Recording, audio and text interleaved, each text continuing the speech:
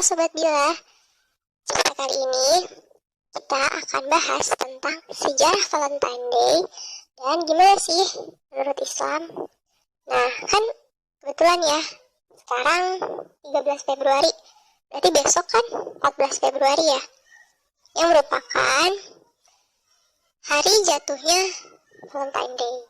Jadi Valentine Day ini seakan-akan menjadi perayaan universal bagi seluruh umat manusia. Gak peduli tuh latar belakang agamanya, apakah Islam, Kristen, Hindu, Buddha. Valentine Day tak ubahnya hari maksiat sedunia. Kasih sayang yang ditawarkan tak ubahnya seperti racun yang dipolesi dengan manis oleh madu. Membunuh secara perlahan dan kita terkadang tidak merasakannya. Ada beberapa sumber sejarah ya yang menyebutkan perayaan Valentine Day berasal dari perayaan Lupercalia yang merupakan rangkaian upacara pensucian di masa Romawi kuno pada tanggal 13 sampai 18 Februari. 2 hari pertama dipersembahkan untuk Dewi Cinta, Juno Februata. Pada hari ini, para pemuda mengundi nama-nama gadis dalam kotak. Lalu, setiap pemuda mengambil nama secara acak dan gadis yang namanya keluar harus menjadi pasangannya selama setahun untuk senang-senang dan objek liburan. Pada 15 Februari, mereka meminta perlindungan Dewa Lupercalia dari gangguan serigala.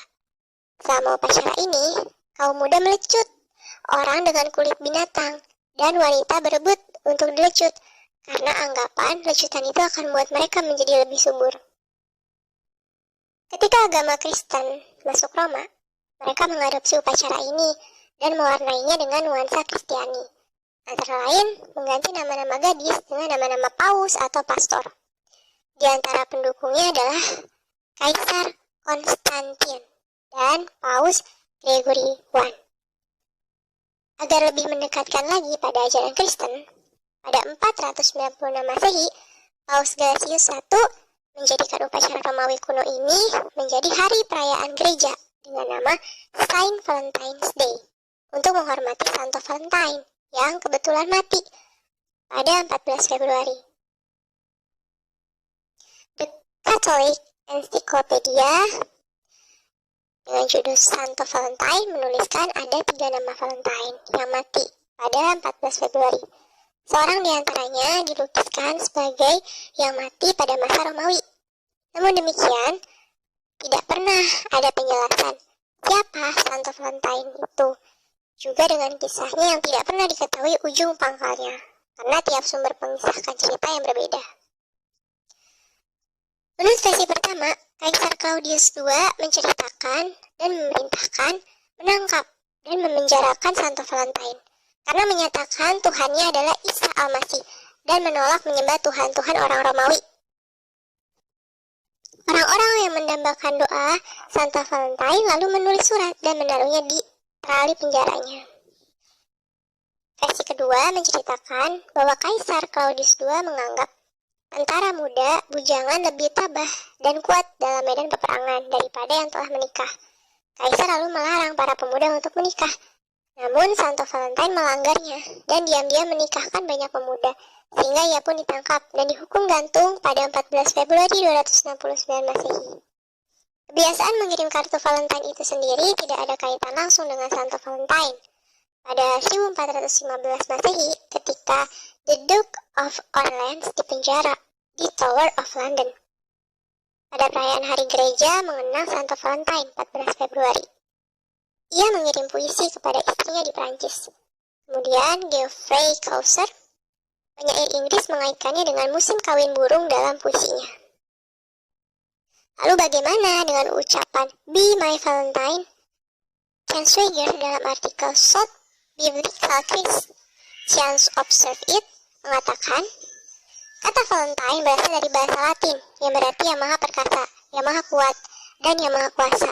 Kata ini ditunjukkan kepada Nimrod dan Lupercus, Tuhan orang Romawi. Maka disadari atau tidak, tulisan Ken Swigert, jika kita meminta orang menjadi Be My Valentine, hal itu berarti melakukan perbuatan yang dimelukai Tuhan. Karena memintanya menjadi Sang Maha Kuasa dan menghidupkan budaya pemujaan kepada berhala. Dalam Islam, hal itu tentu termasuk syirik, artinya menyekutukan Allah. Adapun Cupid, berarti the desire, si bayi bersayap dengan panah, adalah putra Nimrod, the hunter, dewa matahari. Disebut Tuhan cinta karena ia rupawan, sehingga diburu wanita, bahkan ia pun berzina dengan ibunya sendiri. Nah, gimana sih menyikapi Valentine Day ini? Sejarah Valentine ini menjelaskan kepada kita apa dan bagaimana Valentine Day itu, yang tidak lain bersumber dari paganisme orang musyrik, penyembahan berhala dan penghormatan pada pastor, bahkan tak ada kaitannya dengan kasih sayang. Lantas, kenapa kita masih juga menyambut hari Valentine? Adakah ia merupakan hari yang istimewa, adat kebiasaan, atau hanya ikut-ikutan semata tanpa tahu asal-muasalnya?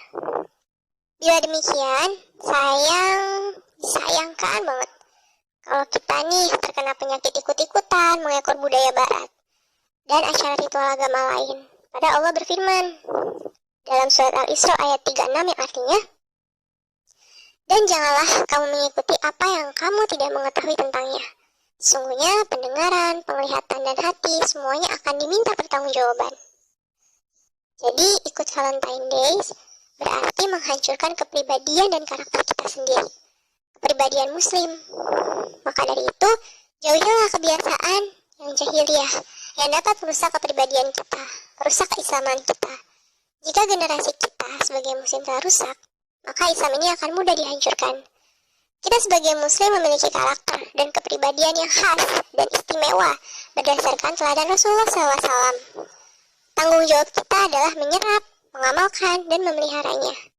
Jadi, kenapa harus mengambil kepribadian orang lain yang belum tentu baik, atau bahkan nyata keburukannya?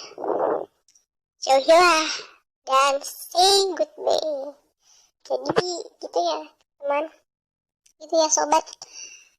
Kita ini gak boleh ikut-ikutan budaya yang emang itu bukan dari muslim, karena emang itu adalah budaya dari kaum kafir itu tadi, ya. Jadi, say no to Valentine. Dan kita sebagai muslim, janganlah ikut-ikutan ngerayain Valentine Days, karena gak ada tuh dalam Islam yang namanya Valentine Days. Sekian dulu ya sobat cerita kali ini. Thank you for watching and see you on the next video. Wassalamualaikum warahmatullahi wabarakatuh.